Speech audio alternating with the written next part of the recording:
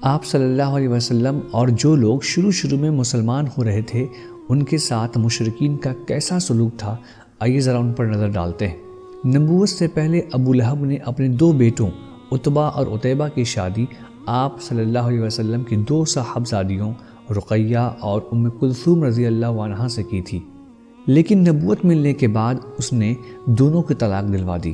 یاد رہے کہ آپ صلی اللہ علیہ وسلم کی دونوں بیٹیوں کا بس نکاح ہوا تھا، ابھی ان کی رخصتی نہیں ہوئی تھی۔ اسی طرح ایک مرتبہ آپ صلی اللہ علیہ وسلم بیت اللہ کے پاس نماز پڑھ رہے تھے اور ابو جہل اور اس کے کچھ ساتھی وہیں بیٹھے ہوئے تھے۔ اس میں سے ایک شخص اٹھا اور اونٹ کی اوجھری لا کر انتظار کرنے لگا۔ جب آپ صلی اللہ علیہ وسلم سجدے میں گئے تو اس نے اوجھری کو آپ صلی اللہ علیہ وسلم کے پیٹھ پر ڈال دیا۔ اس کے بعد وہ لوگ ہنسی کے مارے ایک دوسرے پر گرنے لگے اور رسول اللہ صلی اللہ علیہ وسلم سجدہ ہی میں پڑے رہے، اپنا سر نہیں اٹھایا، یہاں تک کہ آپ کی بیٹی فاطمہ رضی اللہ عنہا آئیں اور آپ صلی اللہ علیہ وسلم کے پیٹھ سے اوجھری کو اٹھا کر پھینکی۔ تب آپ صلی اللہ علیہ وسلم نے سر اٹھایا۔ ذرا سوچئے کہ آپ صلی اللہ علیہ وسلم کا چچا ابو طالب کا ساتھ ملنے کے بعد بھی اتنی تکلیف دی جاتی تھی، تو پھر ان مسلمانوں کا کیا ہوتا تھا جو غریب یا غلام تھے؟ وہ کچھ زیادہ ہی سنگین تھی۔ ہر قبیلہ اپنے مسلمان ہونے والے افراد کو طرح طرح کی سزائیں دے رہا تھا، اور جس شخص کا کوئی قبیلہ نہ تھا ان پر سرداروں نے ایسے ظلم و ستم کرتے تھے جنہیں سن کر مضبوط انسان کا دل بھی بے چینی سے تڑپ جاتا ہے۔ ابو جہل جب کسی معزز اور طاقتور انسان کے مسلمان ہونے کی خبر سنتا تو اسے برا بھلا کہتا، ذلیل و رسوا کرتا، اور اگر کوئی کمزور آدمی مسلمان ہوتا تو اسے مارتا پیٹتا۔ حضرت عثمان بن عفان رضی اللہ عنہ کا چچا انہیں کھجور کی چٹائی میں لپیٹ کر نیچے سے دھواں دیتا تھا۔ حضرت مصعب بن عمیر رضی اللہ عنہ کی ماں کو ان کے اسلام لانے کا علم ہوا تو ان کا دانا پانی بند کر دیا اور انہیں گھر سے نکال دیا۔ حضرت بلال رضی اللہ عنہ امیہ کے غلام تھے۔ امیہ ان کی گردن میں رسی ڈال کر لڑکوں کو دے دیتا تھا اور وہ انہیں مکے کے پہاڑوں میں گھماتے پھرتے تھے، یہاں تک کہ گردن پر رسی کا نشان پڑ جاتا۔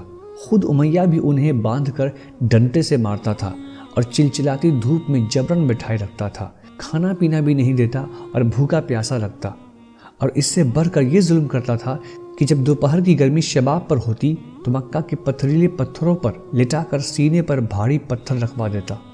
اسی طرح حضرت عمار بن یاسر رضی اللہ عنہ بنو مخزوم کے غلام تھے۔ انہوں نے اور ان کے والدین نے اسلام قبول کیا تو ان پر قیامت ٹوٹ پڑی۔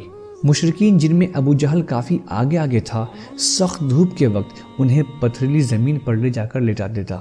یاسر ظلم کی تکلیف کو برداشت نہ کر سکے اور وفات پا گئے، اور سمیہ جو حضرت عمار کی والدہ تھیں ان کی شرمگاہ میں ابو جہل نے نیزہ مارا اور وہ دم توڑ گئیں۔ یہ اسلام کی پہلی شہیدہ ہیں۔ حضرت عمار پر سختی کا سلسلہ جاری رہا، انہیں کبھی دھوپ میں تپایا جاتا تو کبھی ان کے سینے پر سرخ پتھر رکھ دیا جاتا اور کبھی پانی میں ڈبو دیا جاتا۔ ان سے مشرکین کہتے تھے کہ جب تک تم محمد کو گالی نہیں دو گے یا لات و عزیٰ کی کلمہ نہیں پڑھو گے تب تک ہم تمہیں نہیں چھوڑیں گے۔ اسی طرح حضرت خباب رضی اللہ عنہ ایک عورت ام انمار کے غلام تھے۔